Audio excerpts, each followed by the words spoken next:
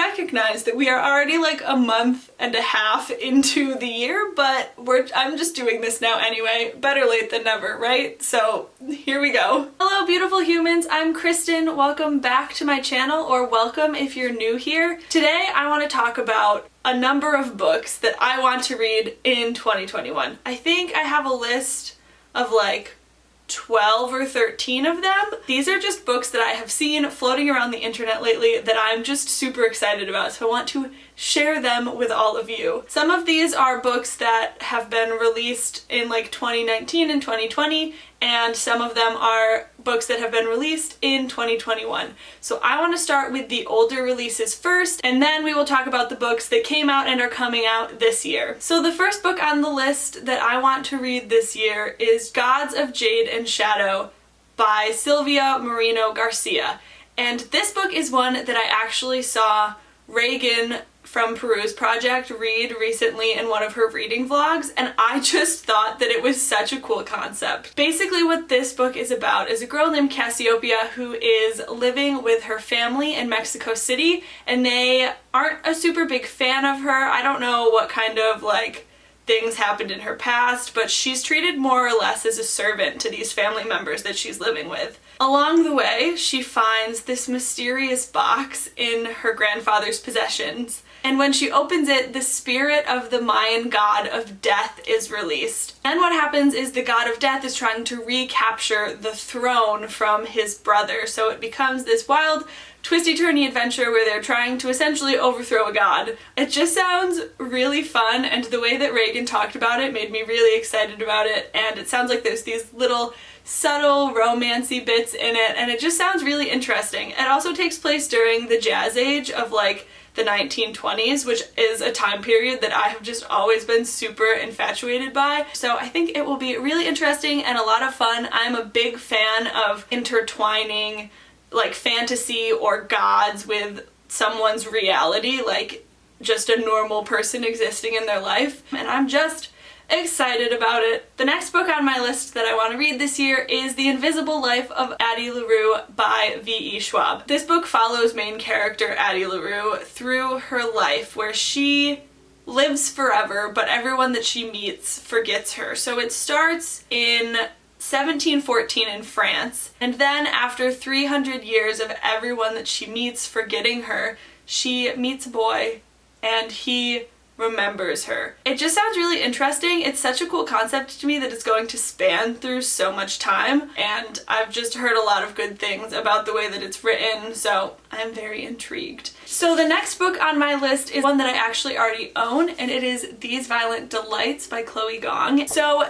this book takes place in the 1920s in Shanghai, and it is a retelling of Shakespeare's Romeo and Juliet. And I actually started reading this book at one point. I read like the prologue, and to be honest, I had a really hard time getting through it because when I was in college I was in a production of Romeo and Juliet, and the whole time I was reading it I could not separate in my brain what was happening on the page and what had happened in the production that I was in, because funnily enough the production that I was in also took place in the 1920s. Not in Shanghai, because we were a college theater department of a bunch of white kids. But anyway, this particular version of this story takes place, like I said, in 1920 in Shanghai, and it follows two rivaling gangs. And what ends up happening is there's this kind of force or creature, I don't really know the specifics of it, but it is causing the members of these gangs to more or less kill themselves. So it's not the gangs killing each other, everyone is just kind of falling ill to this kind of madness that has overtaken them. And what results is the two leaders of these gangs, Juliet and Roma, have to come together to try to save their respective gangs. The main characters, Roma and Juliet, were lovers at one point and they had a falling out, and now they have to work together again. So it's kind of like enemies to lovers, friends to lovers. That's kind of what I'm gathering from it anyway. Enemies to lovers is like my favorite trope, so I'm very excited about this one. I just think that I need a little bit more time to try to separate myself from the production of Romeo and Juliet that I was in. The next book on my list is With the Fire on High by Elizabeth Acevedo. I read Clap When You Land at the beginning of this year. It's in my January wrap-up. If you want to watch that video, I talk more about that book in particular, and I loved it so much. I remember when this book first started floating around the internet, it was something that I was really intrigued by, and for some reason I just never got my hands on it. But now that I have read one of Elizabeth Acevedo's other books, I like need this book in my life so badly. This book follows Amoni, who is a high school senior, and she has a daughter and she is supporting her abuela as well, and she just really wants to be a professional chef. This whole book follows her journey in the culinary world along with her family and how she is supporting them and that whole thing. And she's having a really hard time kind of accepting this dream of culinary arts that she has, because she knows that realistically she should be trying to find a career that is more sustainable and more easily achievable so that she can support her family. Based on Elizabeth Acevedo's writing in Clap When You Land, I am sure that this book is going to be absolutely beautiful. I fell in love with her writing when I read Clap When You Land. I just think that the way that she describes things and the characters that she builds are so beautiful and like captivating, and I really just want to dive into this book and like join this world of this new character and see how she perseveres and overcomes everything in her life and see if she achieves her goals of being in the culinary world. The next book on my list is one that I have actually already ordered. It is in the mail on the way to me and I'm so excited about it. And that is Darius the Great Is Not Okay by Adib Khorram. I am just such a sucker for like a soft YA book, and this one sounds like it is just so sweet and good. So this follows main character Darius, who is a Parisian American, and he takes a trip to Iran to visit his mom's side of the family. And while he's there, he meets the boy next door. So this boy, his name is Schwab, and they just form this incredible friendship. So it really just feels like he's learning so much more about his own culture and kind of trying to fit into this new world and also building this beautiful friendship along the way. And it just sounds like such a good coming of age story with such like lovable characters. Like reading this description just makes my heart so warm because it just sounds so sweet and so good. But yes, let's move on to the next book. This is the last book on the released before 2021 portion of this list, and it is The Vanishing Half by Britt Bennett. This is a book that I have heard so many incredible things about. It is about these two twin sisters who grew up together in a southern black community and kind of ran away when they were 16. It then jumps into their life many years later and kind of talks about how their families are completely different from each other. One twin is still living in the South with her own daughter, raising her family in the community that they grew up in, and the other sister is passing as white and living in a white community with a white family. It sounds like this story follows not only the twins and the mothers, but also their daughters as well, and kind of shows the differences between all of these women's lives and how their different ways of growing up and the places that their lives took them drastically changed the way that they're living. And it sounds really intriguing to me. I have heard genuinely nothing but incredible things about this book. I've heard that Britt Bennett's writing is absolutely amazing and the characters are just wonderful. The fact that it follows these different storylines while they are all so closely intertwined with each other at the same time, I think is really incredible and powerful. This is something that I am actually hoping to get my hands on in this month of February because it is Black History Month, and if I don't get my hands on it this month, that is okay. It is still something that I really want to read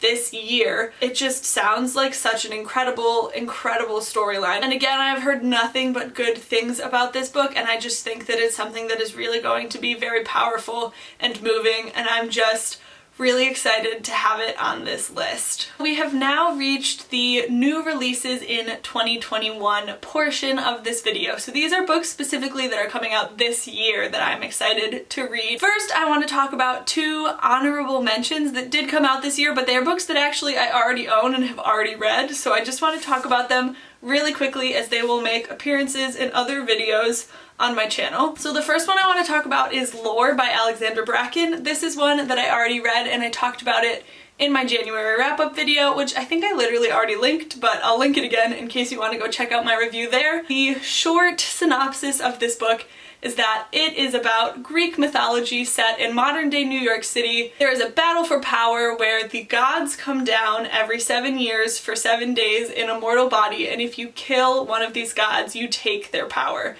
It's a really interesting storyline. If you are a fan of Greek mythology, I highly recommend checking it out. This one came out in January and it was just, oh, it was really good. It was kind of mind-blowing, honestly. But yeah, so there's that one. The next honorable mention, I actually just finished this one the other day and I didn't even know that it came out this year until after I had finished reading it. It was one that I bought for my romance reading vlog that I just finished filming. It will be going up after this video is up, but if I remember I will come back and link it somewhere after it's uploaded. But this book is Happily Ever Afters by Elise Bryant, and this was so good.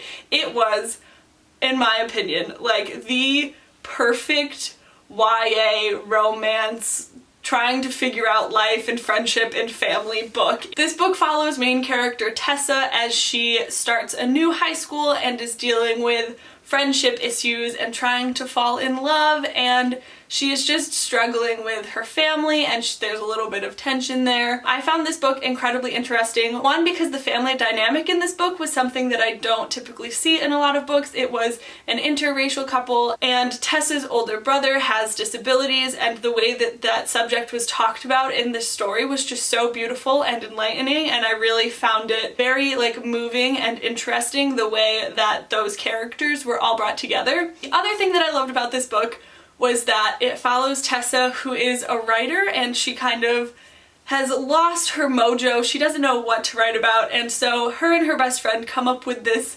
giant plan that she needs to fall in love so that she can start writing her romance novels again. And it is just so much fun. It is so cute, and if you're a fan of young adult anything, honestly, I would recommend this book. I thought that it was so good and so well written, and I really just enjoyed it so much. It was wonderful. Here we go on to the 2021 releases that I am just so excited for. So this first one on my list actually just came out on February 5th, and I have been seeing it everywhere because it was one of the February Book of the Month books, and that is Honey Girl by Morgan Rogers. I have never wanted a book so immediately after reading the description as I did with this one. This book follows Grace, who is someone who has her life together. She is super organized, she knows what she wants, she just completed her PhD, and she is on a girls' trip to Vegas where she drunkenly gets married to this woman that she does not know at all, and they end up moving in together in New York City. I saw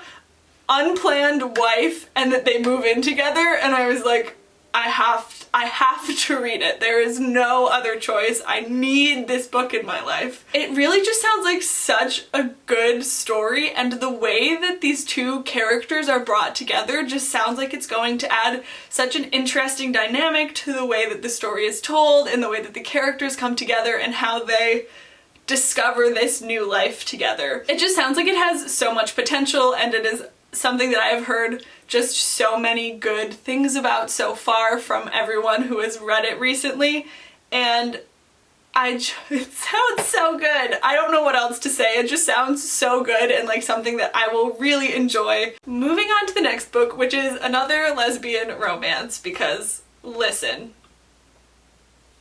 that's it. That's all you need to know. It is One Last Stop by Casey McQuiston. And Casey McQuiston is also the author of Red, White, and Royal Blue, which is one of my all-time favorite romance novels. I love that book so much. This book comes out on June 1st of this year, and when I found out she was releasing another one, I got so excited, so excited. This book follows main character August, who is 23 years old. She just moved to New York City and she's just very cynical and anti-romance. One day while she's riding the train, she runs into Jane, and Jane is just like super charming and mysterious, and there's just something about her that seems like kind of out of place, like she doesn't quite fit into the time that she's living in. And that is because we later come to learn that Jane, with this punk rock aesthetic, is quite literally from the 1970s. She has been displaced in time and she is now stuck here. This just sounds like a really fun adventure where August and Jane have to try to figure out how to put Jane back in the appropriate time period. But it just sounds like so much fun, and I love when someone who is just really cold and cynical towards romance kind of gets thawed to it when they themselves start to fall in love. I think that that is such a cute character like storyline. So yeah, that is another one that I'm just really excited about. We have another contemporary romance on this list, and this next book is People We Meet on Vacation by Emily Henry. I read her book Beach Read last year and I fell in love with her writing. People We Meet on Vacation is one that I am particularly excited about because it is friends to enemies to lovers. It's just got all of that good, juicy goodness in it. This book follows Poppy and Alex, who are best friends since college. They have been spending 1 week of vacation together every year because she lives in New York City and he lives in their hometown, and every year they come together for this glorious week of vacation where the two of them can just hang out and be pals. And then there is one vacation that happened 2 years prior to when this book is taking place where something happened that ruined everything and they have not spoken since. So in an attempt to kind of put her life back on track and like regain this friendship that meant so much to her, Poppy decides to reach out to Alex and ask for one last chance at this vacation tradition that they have. They have 1 week to come back together, hash it all out, try to figure out like what went wrong, how they can fix this. Again, is another like fun contemporary romance. It just sounds so nice. I'm really intrigued to like see how much of their past vacations they talk about. I think this has a lot of potential to be kind of like a wanderlusty book where they just talk about all of these cool different places that they've been to. I'm also just really interested to learn more about their friendship and the way that these two characters work together, because in the synopsis it really talks about how the two of them have been more or less joined at the hip for years leading up to this falling out that they had. So I just think that it's going to be one of those really fun stories where these characters that have known each other for such a long time are still able to discover and learn more about themselves and each other through this vacation that they take.